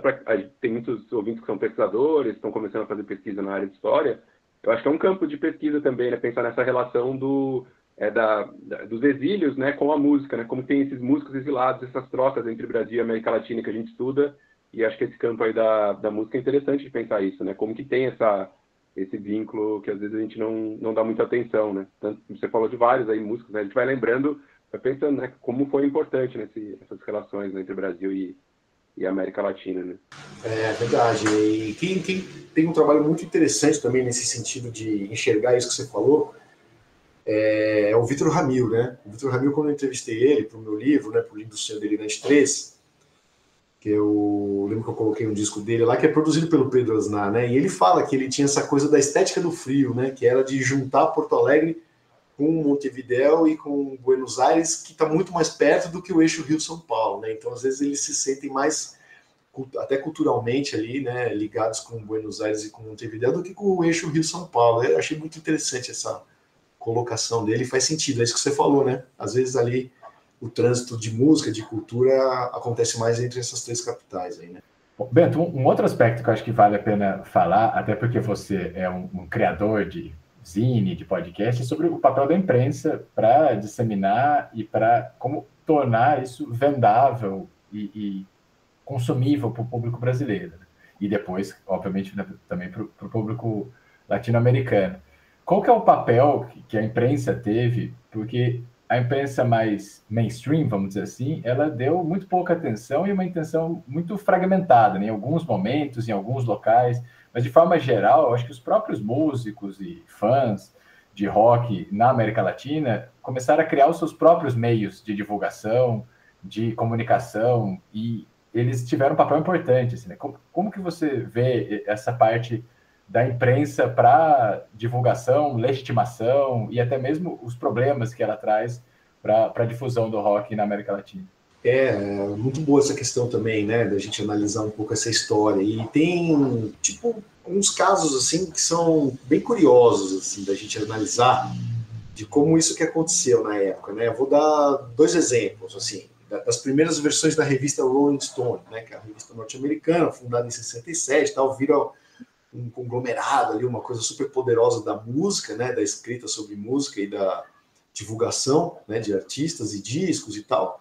Só que as versões locais, né, a versão brasileira de 72, 73 e a versão mexicana, elas são muito importantes na época, assim, porque primeiro que não tinha nada para você ler de música jovem na época, assim, quer dizer, tinham revistas que falavam de coisas mais pop, né, do mainstream e tal, e essas revistas, como elas eram uma filial da matriz norte-americana, você poderia, assim, traduzir algumas matérias da edição original, né, da edição norte-americana, só que 40%, se eu não me engano, no caso da edição brasileira, 40% era coisas feitas aqui, por jornalistas brasileiros, e com coisas locais, com bandas e artistas locais, né?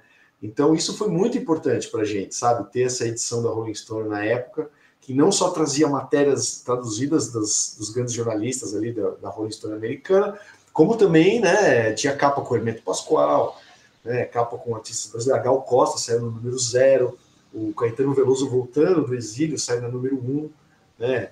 Então, pô, é incrível isso, assim, sabe? Eu acho que é uma coisa bem atípica na época que aconteceu. Durou pouco, é verdade, acho que foram 36 números da Rolling Stone brasileira. Depois ela passou dificuldades, né? Virou até uma publicação pirata no final, porque eles não tinham mais dinheiro para bancar a licença. Mas durante um tempo funcionou muito, assim, e mostrou para a garotada muita coisa da produção local, né? Muitos guitarristas ali que estavam surgindo no Brasil, entrevistas, discos, até bandas que não lançaram nada, não lançaram nem compacto, mas tinha uma notinha ali na Rolling Stone e tal, então foi muito legal de perceber. Estava tendo uma cena, estava acontecendo uma coisa mesmo no underground, assim, né? E aí as coisas, e aí vem acontecendo publicações assim, como você falou mais para frente, até em publicações independentes, né? Fanzines e tal, que foi o meu caso com o Poeirazine também, e outras, né? Eu gosto de citar a Música do Planeta Terra, do Júnior Barroso, que depois fundou a Gangue 90 e tal, mas antes ali nos anos 70, ele tinha essa revista que era muito legal também, de música, de cultura, de contracultura, né? E o Luiz Carlos Maciel, que foi o editor da Rolling Stone brasileira naquele primeiro momento, também teve a Flor do Mal, teve aquela revista Bondinho, que era do grupo Pão de Açúcar. Ou seja, tinham publicações aí que escreviam sobre esses movimentos e tal, e a garotada ficava sabendo por elas, né? Então são importantes. Assim, para mim foram influência total no meu trabalho, tanto no Poeirazine como no Lindo Sonho Delirante também, que é a série de livros, né, sobre música brasileira. Eu sou um filhote aí dessa geração aí dos anos 70 e 80, da galera das publicações malditas, né? Vamos chamar assim, malditas com orgulho. Na Argentina tinha uma que chamava Pelos, não é? A Pelo foi a grande revista do rock argentino, Caio. É uma revista que durou anos e anos. Nossa, é um fenômeno também, né? Eles conseguirem manter essa publicação nos anos da ditadura militar ali e chegar até os anos 90 quase, né? Que chegou a revista. E, pô, eu adoro, cara. Eu adoro. A Pelo é Bíblia, né? Começou nos anos 70 ainda? Começou acho que em 60, acho que em 69, por aí, cara. 68, então pegou toda essa geração do rock argentino dos anos 70 até os anos 80. Tudo, exatamente, cara. Exatamente. E eles tinham bala na agulha, assim, sabe? Eles vinham cobrir show no Brasil, quando tinham shows que aconteciam aqui e não aconteciam lá, né? Por exemplo, o Kiss, né? Que foi um show que teve aqui em 83, não teve lá. Lá teve Queen, teve Van Halen e tal, mas o Kiss não. O Kiss rolou uma ameaça de soltarem uma bomba no palco lá, os caras não foram. Então eles mandavam a galera pra cá, pra cobrir o show no Brasil e tal, o Rock in Rio também, veio todo mundo para cobrir, então é uma revista incrível, assim, a Pelo. Você sabe se tem online, assim, o acervo deles? Tem? Tem sim. Tem. Existe online, dá para acessar esse acervo da Pelo. Não, porque é mais um pessoal que faz pesquisa, né, a gente sim. que quer pesquisar e tal, de repente é um caminho interessante aí de pesquisar no meio dessa revista. Eu vou seguir aqui, né, falar um pouco mais de rock argentino, acho que a gente já deu conta aqui dos principais temas, né? Pensando na Argentina como um país, como a gente comentou, né? Como está mais próximo da gente, a gente percebe isso, né? Como o rock é central na Argentina, né? Como estilo musical, né? Pelo menos foi até recentemente, né? A grande música popular argentina foi o rock, né? Uma das principais aí ao longo do tempo, né? Então, queria perguntar sobre isso, né? Sobre o que você acha que na Argentina tem essa grande popularidade do rock? E acho que a gente já falou mais, né, do Charly Garcia, um pouquinho, do Spinetta, Mas tem na Argentina também esse outro fenômeno, né, que é curioso, não sei se as pessoas conhecem tão bem, mas que são essas bandas ultra populares, né? Tem essa banda que chama Patricio Rey e Sus Redonditos de Ricota, que assim, parece uma coisa de torcida de futebol, né? Lendo até o técnico de futebol Sampaoli, que é técnico no Atlético Mineiro atualmente, né? Ele tem um monte de tatuagem desse grupo, né? Ele tem uma torcida, assim, parece, que vai nos shows, mas é uma banda que não é tão respeitada, assim, pela crítica, né? Acho que não tem esse status de bandas de rock que a gente vê em outras bandas. É uma banda popular mesmo, né? E parece um público bem mais de periferia também, né? Tem um perfil diferente também do público dessa banda, pelo menos assim me parece. Então, eu queria que você comentasse esses fenômenos aí do rock argentino, que são bem interessantes. O Patricio Rey e os Redonditos de Ricota, né, cara, é um fenômeno. Eu costumo compará-los com o Grateful Dead, né, que tem aquela legião de deadheads, de seguidores, que vão para onde a banda for. É uma banda que foi muito polêmica na época também, até eles foram barrados de poder fazer show em Buenos Aires, porque sempre acontecia muita confusão.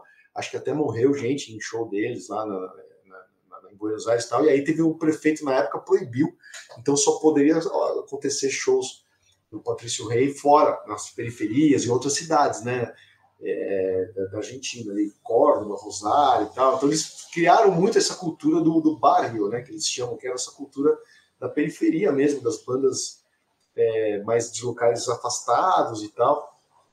E virou culto o Patricio Rey mesmo, né, uma banda, eu adoro, eu gosto muito. E o disco Octubre, que é de 1987, né, ou 86, não me engano, ali, naquela época que o rock também estava explodindo no Brasil, né, em popularidade, tem esse disco que é maravilhoso e é um culto mesmo, é um fenômeno, né? Os fãs seguiam a banda por onde eles passavam, tal. Os shows, se você jogar no YouTube ali, dar uma pesquisada, é uma loucura, galera, né? Aquela coisa bem dos argentinos mesmo, de ficar pulando ali o show inteiro. E isso mostra muito essa coisa da paixão, né? Acho que tem isso, para eles é meio torcida de futebol. Né, tem rivalidade lá entre fãs do Ramones com fãs dos Rolling Stones, né? Os Rolingas com os Ramoneiros, né? Tem briga, cara, rivalidade, né? E sempre me espantou muito essa popularidade também do rock lá, como você falou, né? Tipo, sei lá, o AC/DC vem tocar na Argentina, toca, sei lá, quase 10 shows ali no estádio do River Plate, né? O Roger Waters parece que foram 13 shows no estádio, né, cara? É uma coisa que você fala, bicho, sei lá, no Brasil teve né? Do AC/DC, no caso, um show no Morumbi, né? Aí você fala, pô, lá em Buenos Aires foram 9, 10, pô, que é isso, né, cara? É uma loucura. Os Stones, né, são religião lá também, os Ramones nem se fala, né? Não tinha nenhum lugar do mundo que eles eram tão famosos como lá. Então é isso, é culto, é religião, é paixão, é futebol, acho que isso tem muito a ver, essa coisa do argentino mesmo, essa coisa, pô, passional ali, né? Essa coisa da paixão mesmo, que eles levam isso pro rock também, né? E a garotada aí ouvindo, e tem essa cultura, né? Teve essa influência, principalmente do rock europeu também, muito na Argentina, né? Do rock inglês, e chegou muito lá, né? O próprio Billy Bond me contou essa história, falou que o Led Zeppelin, por exemplo, foi uma banda muito gigante lá na Argentina nos anos 70, né? Uma banda que ele falou que tinha coisas que chegavam até o Brasil, paravam em São Paulo, assim, e não iam mais para o sul, assim, não chegavam lá para eles, né? E o Led Zeppelin foi uma banda que chegou muito forte, tanto que foi, também ele acha que essa questão do blues também, da influência do blues ser muito forte lá, foi essa coisa do Led Zeppelin, né? De fazer muito blues ali também, né? Um blues mais pesado e tal. Mas era a raiz do som deles, né? Uma das bases, assim como a música folk também. Mas, assim, pegou muito lá, né? E aí foi sendo essas coisas de geração por geração, pai para filho, irmão para irmão. O rock foi sendo passado ali, né? E tem essas bandas tipo o Papo, né? O Papos Blues também, é uma coisa também do barrio, né? Do barrio, né? Que eles falam. O Papo era um cara, pô, um working class hero, assim, né? Um herói do proletariado ali que virou guitarrista, virou Deus, né? Virou ícone. E, pô, e fez também cruzou essa ponte aí com o rock brasileiro ao tocar na Patrulha do Espaço, né? Foi guitarrista da Patrulha, o Júnior, Rolando Castelo Júnior, formou uma banda com o Papo e o Alejandro Medina, que era do Manaus, que é o Aero Blues, né? Uma das grandes bandas proto-metal, proto-rock pesado, assim, da América Latina, né? Lançou só um disco em 77, mas é um disco maravilhoso, né? E era o Papo, o Júnior e o Medina. Então, pô, é demais, né? Essa coisa do rock argentino é apaixonante mesmo. Bento, nas décadas de 80 e 90, parece ter havido um movimento semelhante em vários países em que o rock se consolidou como parte do mercado musical, conquistando um maior espaço na mídia e no público. O que mudou na maneira de se fazer e de se ouvir rock nessa época? Quais semelhanças e diferenças você percebe entre os cenários argentino e mexicano em comparação com o brasileiro? Eu acho que com os anos 80 ali, as aberturas também, né? A redemocratização da gente aqui no Brasil, de alguns países também, né? De que estavam ali sobre décadas já do regime militar e tal. Isso facilitou muito, né? Assim como a tecnologia também, que foi caminhando, foi evoluindo, né? Então, dos anos 90 para frente, aí você consegue começar... A segunda metade dos 80, né? Já consegue comprar um equipamento importado, né? Os estúdios melhoram muito de gravação, né? Já é possível você gravar um disco com uma qualidade muito similar ali ao que era gravado ali na Europa, nos Estados Unidos e tal. Facilidade mesmo, né? Até para a galera conseguir apoio da família, dos pais, né? Não era todo mundo que tinha esse apoio, né? Da família aceitar que o garoto ia virar, ou a garota virar músico e tal. Então, uma série de questões, né? Políticas, sociais começam a acontecer que acabam impulsionando, né, esse fenômeno do rock, assim, facilitando também as coisas, né? Aí chega a era digital, ali o CD, né, a coisa de gravação, de você gravar, começa a conseguir com um computador, você grava teu disco em casa, e aí a coisa vai indo, né? E eu acho que vai crescendo muito junto com a indústria, que é avassaladora, né, no sentido de produção, de querer vender, fazer dinheiro, tudo, junta tudo isso com uma coisa mais de liberdade também, né, da gente aqui, como latinos, né, de questão dos regimes militares e tal, a gente acaba conseguindo fazer com que o rock finalmente chegue, vire uma coisa mainstream, né, com grande apoio da mídia, da imprensa. O Brasil foi um grande caso disso, né, cara, ali a gente sai da ditadura militar, tem aquela primeira edição do Rock in Rio, e aí todo mundo olha pra TV, vê aquilo e fala, cara, de onde saiu essa galera, né? Como é que, principalmente o heavy metal, né? Foi uma coisa de, pô, de onde saiu essa garotada aí? Onde tava esse pessoal aí? Né? E aquela massa, né? Aquela paixão, aquela coisa que você fala, pô, caramba, isso aí existia, a gente já existia, já estava espalhado pelo país inteiro, só que não tinha aparecido, né? A Globo não tinha mostrado que isso aí estava acontecendo. E aí, quando resolveu mostrar, aí ninguém segura mais, né? Aí foi o que foi. Pensando num outro aspecto, que aí eu não sei realmente perguntar para você se existe essa semelhança, é a questão da participação feminina nesses movimentos. No caso do Brasil, a gente tem um dos maiores, ou citar talvez o maior nome do rock nacional, que é uma mulher, que é a Rita Lee. Tanto no aspecto de criação, quanto no aspecto de vendagem. Existe essa participação feminina de expressão comercial e de expressão artística em outras partes da América Latina também? Cara, é boa pergunta, viu, Calil? Realmente, sim, tem nomes, né? Mas eu acho que da projeção da Rita Lee, eu acredito que não, comercialmente falando, né? A gente tem, no Chile, por exemplo, uma das grandes bandas, que é o Agua Turbia, né? Que foi uma banda que eu tive o prazer de ir lá, em Santiago, entrevistá-los e tal. A vocalista é uma mulher, né? A Denise Corrales, cara. Ela é considerada como se fosse a Rita, no sentido de ser vocalista dessa banda que era tipo Mutantes dele, né? E tem uma capa do segundo disco ali, a capa do primeiro disco, eles estão todos nus na capa, e ela também. Isso você imagina no Chile ali, né? Tudo bem, era pré-Pinochet ainda, até na época do Pinochet eles precisaram ir para Nova York. Mas, cara, imagina, né? Um disco de 69 no Chile, todo mundo peladão, ela ali também, a Denise, e no segundo ela tá crucificada na capa do disco, né? Você imagina um país ali que em 1992, né, o Iron Maiden não pôde tocar lá por causa da Igreja Católica, cara. O Iron Maiden veio para São Paulo, veio para o Rio em 92, né? Acho que Porto Alegre também, e não pôde tocar no Chile. Você imagina em 70, 69, 70, né, cara? Os caras fazendo isso. Então, assim, tem figura feminina muito importante, assim, figuras no rock latino como um todo, assim. Agora, igual a Rita, realmente, aí é difícil em termos de vendas, né? Principalmente na fase da Rita ali, já entrando nos anos 80, ali, né? Na virada dos 70 para os 80. Roberto de Carvalho e tal, que aí ela vira um fenômeno pop mesmo. Então é difícil, né, enxergar assim na América Latina uma cantora com essa mesma projeção comercial. Então é isso. Muito obrigado, Bento, pela sua presença. A gente agradece demais. Valeu, Caio. Valeu, Calil, Evelyn. Obrigado. Pô, Obrigada, foi uma alegria gente. aí conversar com vocês. Foi um prazer. Parabéns pelo programa. O Hora Americana desta semana fica por aqui. Este programa é um projeto de extensão interinstitucional com membros da Universidade Estadual de Londrina, Universidade Federal Rural do Rio de Janeiro, Universidade Federal de Juiz de Fora e Instituto Federal do Sul de Minas Gerais. O Hora Americana tem produção de Caio Pedrosa, Luiz Calil, Priscila Pereira, André Ferreira e Evelyn Acrucci. A divulgação e criação de conteúdo para as mídias sociais é de Beatriz Portela, Hugo Cardoso, Maria Eduarda Sajorato e Maria Cristina Mantovani. A edição é de Caio Pedrosa, Maiara Victório da Silva e Giovanna Beccari. No episódio de hoje utilizamos as seguintes músicas: Rock de la Calle, com La Banda, Break It All, com Los Shakers, Las Increíbles Aventuras del Señor Tijeras, da banda Sweet Generis, La Bamba com El Jarocho e também La Bamba com Rich Valens, Autos, Jets, Aviones e Barcos com Cero Giraldi, Mira Niñita, Los Jaivas, Ciudad Perdida com la banda La Revolución de Emiliano Zapata, Satisfacción com Los Abson e Nunca Le Compres Una Guitarra a Tu Novia com Rubén Rada. Daqui a 2 semanas voltamos com um novo episódio. Até lá!